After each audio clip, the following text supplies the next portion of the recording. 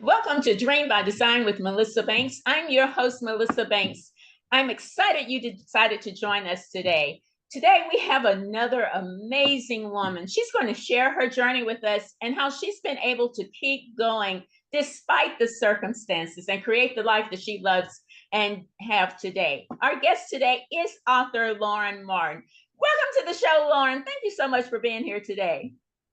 Thank you, Melissa. I'm so excited to be here and touched to be a part of a show that celebrates women and perseverance. And you do that with joy and bright pink. I love it. I love it. Thank you so much. Well, we're going to start our conversation because I want to start at the beginning of this amazing journey that you've been on. You studied psychology, photography, and portrait, all of these things. So, how did these things come together, Lauren, and create the life that you're living today that you've designed for yourself? I went to Sarah Lawrence and I was joked that Sarah Lawrence, the major is dependent on what interview you're having. But we got to really concentrate in different areas. And when I got out of school, I actually began to be ill with Lyme disease. And I had always been in therapy myself. I come from trauma and then had been in therapy very, very early. And so I decided that I wanted to pursue being a therapist because it was very important to me to be able to give back what I had learned in my own psychotherapy. And, then from there, continued to write and had this simultaneous shamanic journey that was really intense and arduous. And so I feel like my work ended up kind of being an amalgam of all of those things. And today I get to work with people and watch them grow, which is just the most meaningful thing to me. I mean, it just gives me total joy. Okay, thank you for sharing that. Now, you mentioned your shamanic, and I probably didn't pronounce that right, but your journey, which led you to Ifa. I wanted you to tell us what Aoife. that was. Ifa. Okay, thank you. Tell us Yeah. about that, and because we're not familiar with it, help us to understand what that is and how it has shown up in your life and helped you through your journey. So when I was really little, from the time I was born, I could see the dead. And they would communicate with me, harass me, talk to me, give me messages. And I, had a lot of weird metaphysical events happen throughout my life, events that people saw, my parents saw, my clients would see, friends would see. It was very intense. And I've always been deeply spiritual. We weren't raised with religion of any sort, but I always had this sense of the divine and would pray all the time. And at some point, as the metaphysical events of my life became more acute, I started to pursue trying to sort that out. And I went through every tradition you could imagine. I mean, there are very few I didn't try. um, and studied everything. And I just kept hearing in my head, you need to go to the root, you need to go to the root. And at one point, I thought that that was the root of my history, which is like Berber, Amazigh, and there are seers in that tradition, although impossible to access. And then over time, I started to see consistent symbols of what are called the Orisha, which are in Ifa, are representations of God and nature. So little by little, I started to learn about Ifa, and I've been around Ifa for 30 years and initiated into Ifa. And it's a tradition that, really honors God in its extensions, but is a monotheistic tradition. It's very specific, it's very complex, it's a huge part of my life. It's deeply beautiful. And I believe that we all kind of come into the world and grab our destiny when we come. Our soul grabs our destiny, and that really gets expounded upon in Ifa, and you get more clarification about what your specific destiny is and how to ease that path or open doors, close doors, manage those specific things to you, which I really like. Oh, wow. Thank you for that. And that's a great way to explain it. And I'm sure the audience will understand it, and I will too. I wanted to talk to you about your poetry. Your poetry often reflects themes of healing and transformation. So how has your spiritual practices helped you with strength and challenges in that area?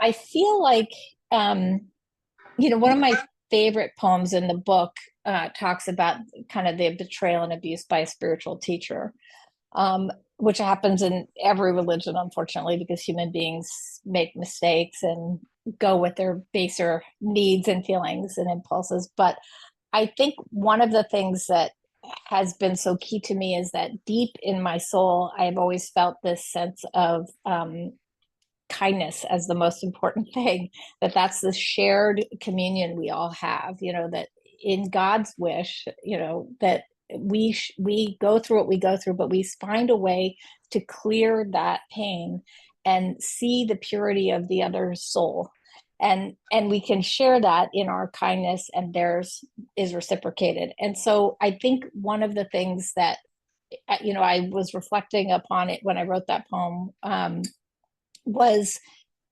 how to take your trauma history, how to deal with abuse in your current life, how to have boundary, but still have it contained in your own pure sense of God, so that you're not tolerating abuse that you shouldn't, and you're also not projecting onto God your disappointments with human beings. And that to me is the kind of gift of life, is how are you going to keep working on yourself, so that you can have those divine experiences with other people in the world, even in spite of what you're going through.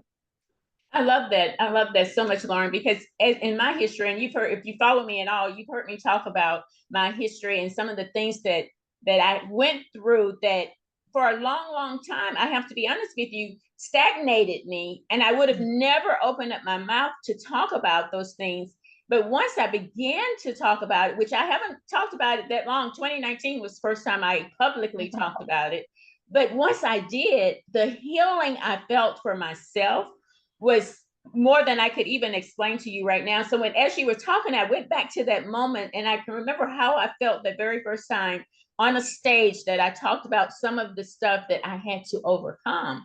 But the amazing thing about that is not only did I feel some healing in that moment, a room full of women, over 300 women was in that room, and I could feel it from them as well. So that was very empowering. Thank you for sharing that. Yeah. So Which let's is so much of what you do that I think is so beautiful, is that yes. you give permission to women to talk about their experiences that have been, silenced with the shame that we internalize from people that do things to us. And, it's so conditioned in our culture for us to just hold all of that. And you have liberated that in your work. It's very inspiring. Oh, thank you so much for that. I appreciate that. Okay, Lauren, we have to talk about Night of the Hawk. Congratulations on the amazing Thank you. success of your book. Thank Talk to you. us about the inspiration of the book and how it feels to be sharing it with the world. It feels great. It's so funny because once you write something, in some ways it's then not yours anymore, and people have their own interpretation. Someone actually called me a narcissist in a review. I was like, oh my God, I was being self-deprecating. I wasn't being serious. But it doesn't matter. It's like the work is the work, and it's out there, and people get to interpret it their own way. But I had written all throughout my shamanic journey and my psychotherapy training and practice. And then I got a horrible injury in 2015. I had a back procedure, and I ended up with something called a CSF leak, which is a hole in the sheath that protects the spinal cord. I didn't even know it existed.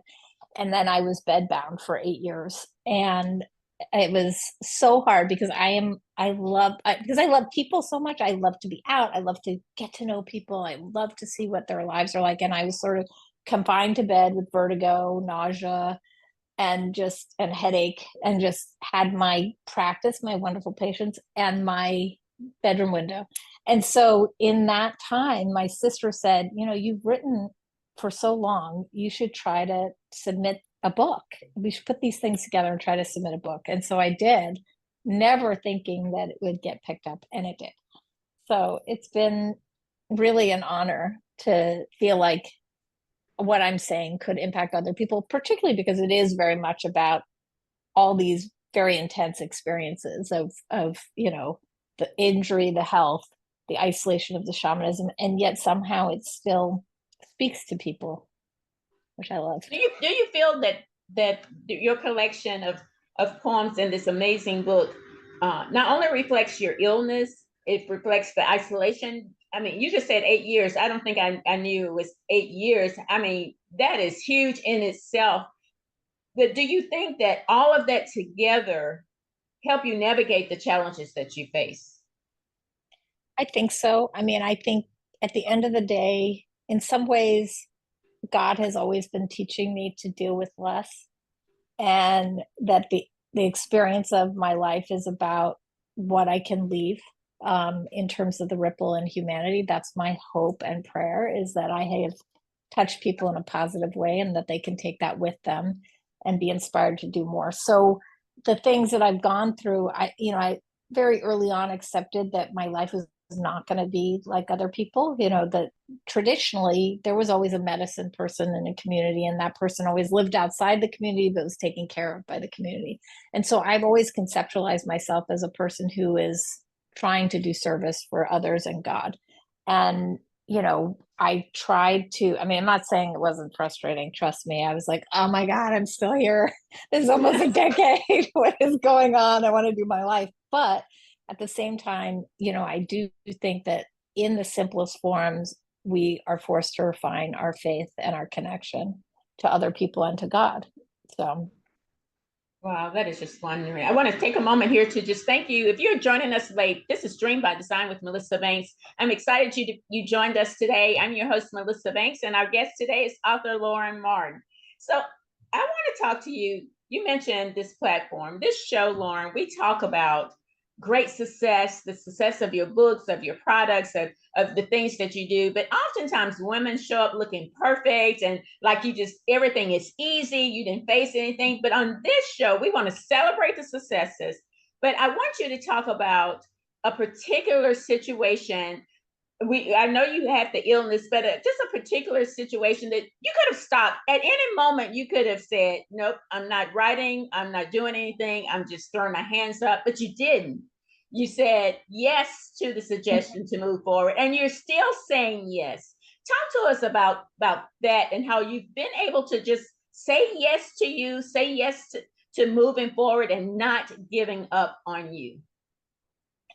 it's funny because 2 weeks before my launch of the book, I fell and fractured my pelvis, and I had just been getting better from the leak. So now I've been in bed again for this last like half a Oh, year. wow. Yeah. And so I asked myself, I was mad at God. I was like, wait a minute, I was just coming out, and then I asked, well, what is it that you want me to do? And so I just completed 2 other books that I had been working on, but I probably wouldn't have done it if I hadn't been forced into place. And I think they're important. So I hope they'll get picked up. But, I was trying to use that as a model for what is it that I need to do that I wouldn't normally do. I come from a family where we were taught to respect our elders. We were taught to have reverence for history and wisdom.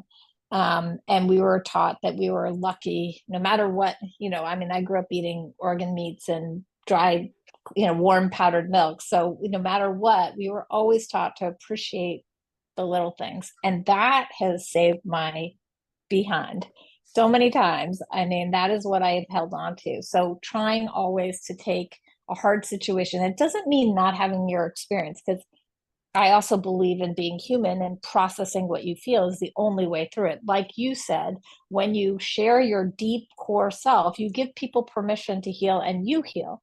So, Mm-hmm. I went through my anger, my sadness about falling and the injury. And then it was like, okay, well, what is the positive I can bring from this experience? What is the thing that I'm putting off, that I'm not doing, that while lying here in bed, I can now focus on? And what is it that I want to make sure that I say before I leave this planet? So Well, you know what? That is so great that you just shared. And I don't want my audience to miss it, that you can acknowledge that this sucks. What I'm yeah, going through, I hate it. It is not good. It doesn't feel yeah, good, and I'm mad about it. You can admit that. But what you can't do, and what you did not do, is that it stopped right there. You say, okay, Right. what is it that I'm supposed to be doing right now? And Yeah, then you took some action. So it all comes down to acknowledging the situation and then that's right. refusing to let it stop you and then Right. moving, continuing to move. And you did that even in that situation. That is so huge. Thank you so much for sharing that. Now, also, one of the things we like to do on this show is um, our audience is broad, and we like to speak to women in different areas of their life. There's someone listening to you share this story right now, and they're totally stuck in their situation. They simply cannot move because that happens to us, right? We look at what's in front of us and it will stop us. It's But overwhelming. yes, we overwhelmed and we focus on the problem. I think to me Yeah. that's what happens. It happens to has happened to me too. But we Yeah. have somebody that's in that place, but we also have somebody in the place that's facing a big challenge. Like you had some really big challenges to push through. So they're laying there trying to find out why me, God. You know, what am I supposed to do now? And I want you to speak to those people. It may even be somebody that just haven't been able to pull the switch and say, it's time to step out, overcome what I'm going through, and move. I want you to speak directly to them and give them some advice. I can't say enough about therapy, good therapy. I had good therapy, and I'm not talking about coaching, blah, blah, blah. I think good, well-trained therapy. And it is that fine line. Have your feelings, process your experience. Don't self-flagellate, don't abuse yourself over being real, by being human, having an emotional reaction. But also, what is the action that you can take to improve your situation? Because I think if you don't act, you will feel worse. If you act, sometimes you only feel the same. You feel just as bad, but you've taken steps. But if you don't do anything, definitively you feel worse, you feel more out of control. So I just think you've got to do both. I'm a big fan of a good cry, and then you move forward. I love it. I love it. I have loved this conversation. I could talk to you over and over and over again because there's so many similarities in our path that I really didn't see as well as you did. You saw them right away. But as you began to speak, I could hear it. And I just think that's what this whole platform is about. It's about sharing those things, dealing with them, and moving to action, which is the part oftentimes we drop because we get stuck in the Yes. situation. So thank you for sharing that. It can be a really huge thing you're in front of. You face some really big challenges and you refuse to give up, refuse to take no for an answer. So thank you for sharing that and being here today. You have any final words for our audience before we close out? And be sure to let them know how they can stay connected to you. Well, I have a website, laurenmartin.net, or I'm on Instagram. Frankie is a star, Frankie with a Y. um, and I have an author page, so you can reach out to me in any of those platforms. Um, I'd say, my final word is you just never know who you can help with your experience. So even if it feels dark, there is somebody who can be benefited by what you've gone through. And it's so hard to see that when you're in it. When you're in it, you just feel like it's always been this way. It's never going to change. It's never going to stop. But that's not true. That's the distortion of whatever pain you're in. And there are so many people that can be benefited by your perseverance.